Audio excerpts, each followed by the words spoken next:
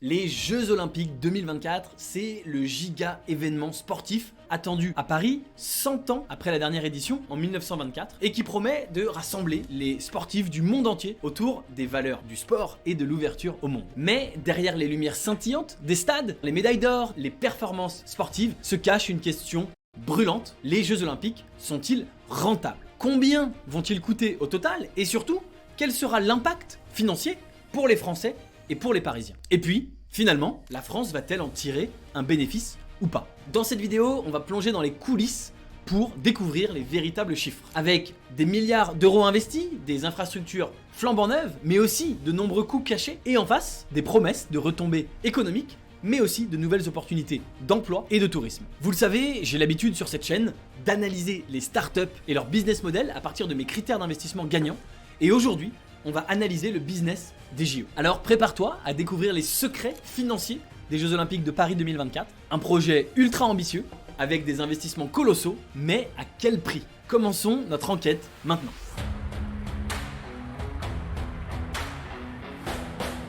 Souvenez-vous, le jour de l'attribution des Jeux Olympiques de 2024 à la ville de Paris, eh bien, Paris était la seule ville encore en lice. Toutes les autres villes s'étaient finalement retirées pour des raisons qui sont pas toujours très claires aujourd'hui. Alors, est-ce que c'était parce qu'elles pensaient ne pas être capables de battre Paris? Et dans ce cas-là, il valait mieux arrêter les frais tout de suite? Ou bien, est-ce que c'était parce que ces villes sentaient le coût faramineux et le faible bénéfice pour leur propre ville? Il faut bien dire que certaines éditions précédentes nous ont bien montré que organiser les JO chez soi, ce n'est pas une mince affaire. Au Brésil ou en Grèce, quelques années auparavant, l'organisation des JO avait abouti à un surinvestissement relativement catastrophique pour les deux pays en question. À Rio de Janeiro en 2016, les JO avaient finalement coûté 13,1 milliards de dollars contre un budget prévisionnel de 8,6 milliards. Une somme vraiment conséquente pour un pays certes développé, qui fait quand même partie des BRICS et des 10 plus grandes économies mondiales, mais qui a quand même encore aujourd'hui des problèmes structurels très importants. Alors, ces JO à Rio, ils ont certes attiré quelques dizaines de milliers de touristes supplémentaires, mais c'est très très loin d'être suffisant pour compenser les montants investis. Bien sûr, des emplois ont été créés pour accueillir les Jeux et même pour construire toutes les infrastructures nécessaires, mais malheureusement, les effets économiques de long terme sur le pays se sont avérés extrêmement modéré. Malgré quelques apports sur les infrastructures, comme par exemple le nouveau métro de Rio, eh bien il s'est avéré que la plupart des infrastructures sportives sont aujourd'hui sous-utilisées, voire même certaines qui ont été totalement abandonnées après les Jeux. C'est donc un gaspillage de ressources qui a entraîné énormément de critiques. Prenons également le cas d'Athènes en 2004. Là encore, il y a eu une explosion du budget qui était prévu à la base pour 4,6 milliards et qui a terminé à plus de 11 milliards de dollars. Et derrière, il y a eu la crise économique grecque qui a commencé, qui s'est empirée avec la crise des subprimes et qui a atteint son apogée en 2011. Il se dit qu'au-delà des problèmes structurels de la Grèce, eh bien le poids des JO sur l'économie grecque aurait accéléré cette crise. Là encore, beaucoup des infrastructures construites pour les JO, restées quasiment inutilisées, ont pourtant besoin d'être entretenues, ce qui démontre un vrai manque de planification post-jeu de la part de la Grèce. Alors, première leçon à tirer ici, eh bien les JO peuvent se révéler complexes pour des pays qui n'ont pas les reins très solides, qui peuvent déjà avoir certains problèmes structurels. Maintenant, on se pose tous la question, qu'en est-il des Jeux Olympiques de Paris? Eh bien c'est ce qu'on va voir ensemble maintenant.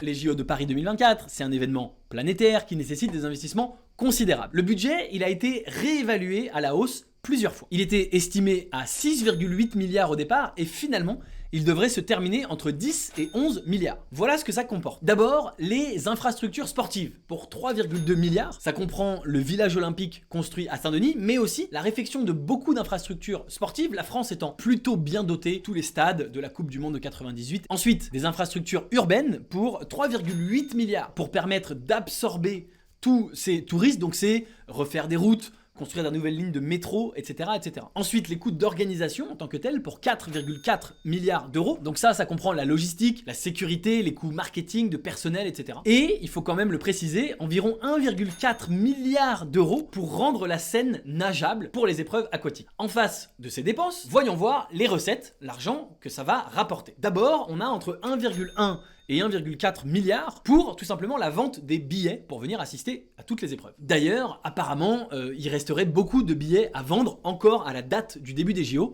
tous n'auraient pas trouvé preneur. Ensuite, 1,25 milliard provenant du sponsoring et des contrats avec les grandes entreprises. On connaît ça par cœur, hein, tous ces grands événements sont sponsorisés par des grandes marques d'envergure mondiale. Et c'est évidemment ce que vous voyez si vous regardez les JO à la télé avec toutes ces marques, partenaires officiels, partenaires gold, etc., etc. Ensuite, il y a le comité international olympique qui, lui, paye 4,4 milliards. Cet argent, il l'investit pour les Jeux et il l'obtient grâce à la vente des droits télé. Donc le comité international olympique, il a les droits TV, il les vend et avec cet argent, il réinvestit dans les Jeux. On ajoute à ça, pour terminer, 3,7 milliards de subventions publiques, locales et nationales qui viennent donc s'ajouter pour toutes ces constructions. La plupart des études font état en général d'une dépense accrues en dernière minute et qui sont notamment des besoins en sécurité renforcée, etc. Il faut bien se rendre compte que Paris est couvert de barrières en ce moment, les Parisiens ne le savent que trop bien, avec plus de 45 000 policiers mobilisés en permanence, 33 000 policiers en roulement dans les rues, donc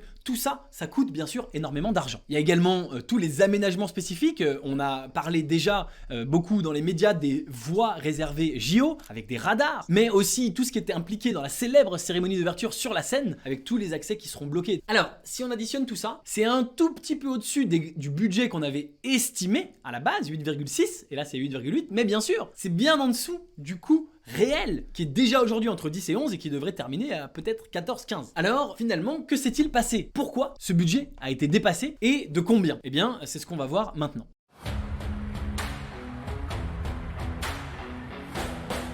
Lors du dossier de candidature, Paris avait annoncé 3,2 milliards de budget seulement. Mais en fait, tout de suite, le comité d'organisation des Jeux Olympiques, qu'on appelle le COJO, avait tout de suite dit, en fait, sur le dossier, on écrit 3,2, mais nous, notre budget, c'est 3,8. Il y avait déjà un dépassement. Fin 2022, ils avaient déjà rehaussé le budget de 10%. Ils avaient dit à l'époque que c'était à cause de l'inflation, à la bon dos, notre chère inflation. Mais déjà, à l'époque, la Cour des comptes avait estimé que c'était pas à cause de l'inflation, que c'était simplement à cause d'une sous-estimation au départ du budget initial, un grand classique en la matière. Et puis, plus récemment, le Canard enchaîné a révélé en 2024 que, à nouveau, le COJO avait sollicité une rallonge pour organiser les Jeux paralympiques qui auront lieu du 28 août au 8 septembre. Au total, on dépasse, on rallonge 10% par-ci l'inflation, donc on est à quasiment 10 milliards et c'est pas fini. Bien sûr, ces chiffres restent à affiner. Et il y a aussi des nouvelles dépenses imprévues qui peuvent arriver puisque le diable se cache dans les détails et qu'il y a souvent en dernière minute des dernières petites choses à régler, à sécuriser pour assurer que l'événement se déroule dans les meilleures conditions possibles.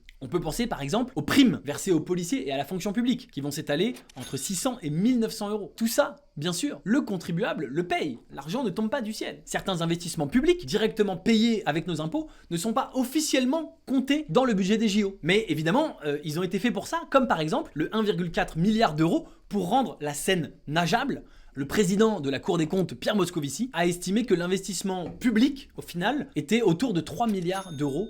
Il a précisé 3, ou peut-être 4, ou peut-être 5 milliards. On le saura après les JO. C'est une fois qu'on a tout terminé qu'on sait combien on a dépensé. Et il y aura un rapport et une consolidation de la Cour des comptes qui sera publiée en 2025 en France à ce sujet. Alors, malgré toutes ces dépenses, eh bien, tout le monde se frotte les mains en se disant ça va faire des recettes touristiques énormes, notamment des recettes dans l'hôtellerie et pour les Airbnb. Eh bien, c'est pas aussi simple.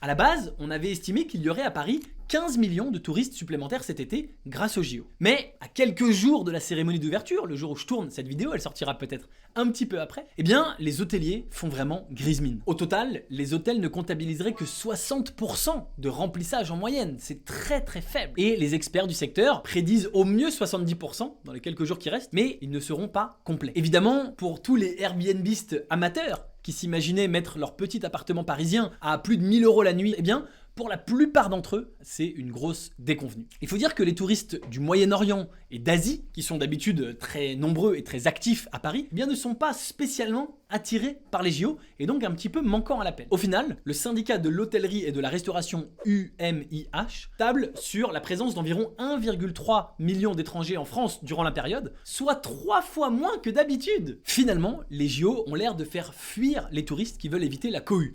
Il faut dire que le dispositif parisien Zone Grise, avec ses 44 000 barrières installées ces derniers temps, où l'on peut entrer qu'avec un QR code, pire encore, nombreuses de ces barrières ont carrément enfermé des magasins, des restaurants qui se retrouvent complètement barricadés avec une chute de 70 à 90% de leur trafic. Bref, et c'est vraiment pas pratique, ni pour les Parisiens, ni pour les touristes. Et évidemment, l'État français a promis d'indemniser ses commerçants dans le cas où effectivement les barrières bloquaient l'entrée, et donc encore des dépenses. Il y a moins de recettes, parce qu'il y a moins de touristes, il y a de plus en plus de dépenses, vous dépensez beaucoup d'argent, vous n'en gagnez pas beaucoup, il y a évidemment un problème qui va se poser très vite. Notre seule chance de nous en sortir, c'est les retombées touristiques long terme. Alors on a de la chance, Paris c'est une ville très attractive pour le tourisme et pour tous les touristes du monde entier, et une étude de l'INSEE nous dit qu'effectivement, sur le moyen et sur le long terme, eh bien, on devrait avoir un certain nombre de touristes qui viendraient après les JO, une fois que la ville a retrouvé son calme. Apparemment, ça s'est déjà vu et ça s'appelle le booster à 2 échelles. C'est quand un pays développé, en Europe ou par exemple les États-Unis, organise un grand événement d'envergure mondiale. Eh bien, dans un premier temps,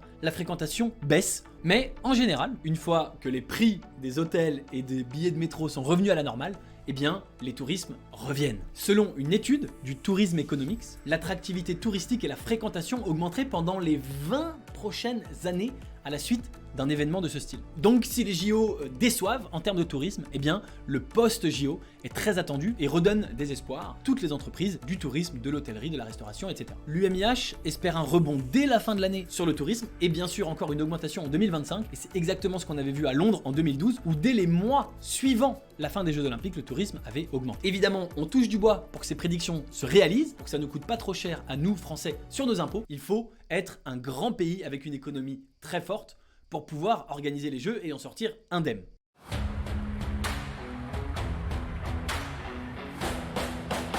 Pour des pays avec une économie forte et stable, pour des pays qui ont la capacité à accueillir de nombreux touristes, et enfin pour des pays qui ont un certain enjeu d'image, comme par exemple la Chine en 2008, eh bien les Jeux Olympiques peuvent dans certains cas, trouver une certaine rentabilité. Cela leur permet de compléter leur gamme d'infrastructures, notamment bien sûr sportives et de transport. Cela permet d'ouvrir le pays éventuellement à de nouveaux touristes et de présenter une bonne image au monde entier. De même, ceux qui parviennent à anticiper l'usage post-olympique pour que les infrastructures n'aient pas été construites pour rien, peuvent également tirer un bénéfice économique de ces Jeux, comme par exemple la Grande-Bretagne avec les JO de Londres en 2012 ou l'Australie avec les JO de Sydney en 2000. Alors à Londres, certes, on a encore dépassé le budget qui était estimé à 4,3 milliards et qui a finalement terminé à 9,3 milliards. Mais cette fois-ci, la croissance touristique s'est maintenue après les JO. Les infrastructures ciblées dans des zones nécessitant de la réhabilitation urbaine, comme par exemple le parc olympique Queen Elizabeth, ont permis de redynamiser certains quartiers pauvres. Une véritable planification post-JO ont permis un réemploi massif des infrastructures,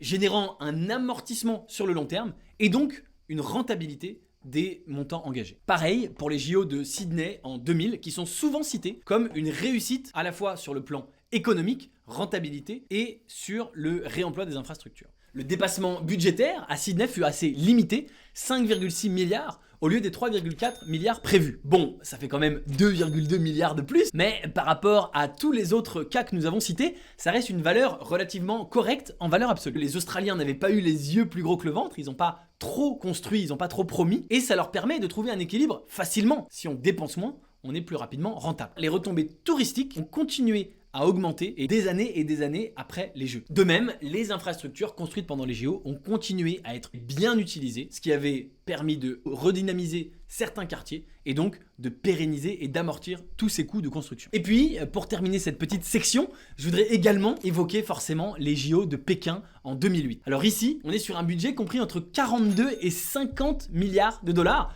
Ça fait d'ailleurs une grosse fourchette, mais les chiffres sont toujours compliqués à obtenir en Chine. Alors ici, il faut dire qu'avec de telles sommes, eh bien, l'apport en infrastructure pour le pays a été totalement considérable. Côté tourisme, on atteint un record absolu d'entrée en Chine pendant les JO, alors que à la base, c'est un pays qui n'est pas énormément tourné vers le tourisme. Mais bien sûr, après les JO, eh bien, les restrictions en termes de visa pour se rendre en Chine, également tous les problèmes de pollution de l'air, eh bien finalement n'ont pas permis à la Chine de transformer l'essai et de maintenir un niveau touristique élevé. Ce qui amène finalement un bilan plutôt mitigé pour la Chine par rapport au budget total investi qui est lui énorme. On relèvera aussi que ces Jeux Olympiques ont quand même forcé des milliers d'expropriations. Donc comme d'habitude, on ne fait pas dans la dentelle avec le Parti communiste chinois. Au total, que nous apprennent ces exemples? Eh bien, premièrement, qu'il est important d'être modéré dans son budget et visiblement, il sera toujours dépassé. Il faut cibler des investissements pour des infrastructures nouvelles qui vont être réutilisées et dans des zones qui en ont besoin. Sinon, c'est tout à fait du gaspillage de ressources. Enfin, il faut faire en sorte que l'attractivité touristique pendant les JO, qui existe forcément, se prolonge sur le long terme. Voilà les règles du jeu pour avoir des Jeux Olympiques réussis.